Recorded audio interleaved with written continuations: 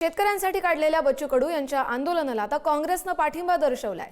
शेतकऱ्यांच्या हक्कांसाठी बच्चू कडू यांच्या आंदोलनाला पाठिंबा देत आहे असं काँग्रेसचं म्हणणं आहे। काँग्रेसचे अध्यक्ष मल्लिकार्जुन खरगे आणि राहुल गांधी यांच्याकडून बच्चू कडू यांच्या आंदोलनाचं कौतुक देखील करण्यात आलंय। राष्ट्रीय समन्वयक शैलेश अग्रवाल यांनी काँग्रेसकडून प्रतिनिधी म्हणून नियुक्ती देखील करण्यात आली आहे। तर किसान काँग्रेसनं बच्चू कडू यांच्या नेतृत्वाखालील या लढ्याला पूर्ण समर्थन दिलंय।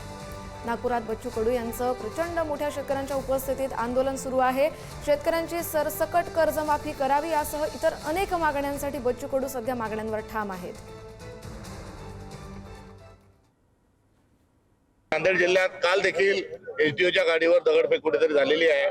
त्यामुळे एकंदरीत जनतेच्या मनात, शेतकऱ्यांच्या मनात सरकारच्या विरोधात फार मोठ्या प्रमाणावर असंतोष आहे।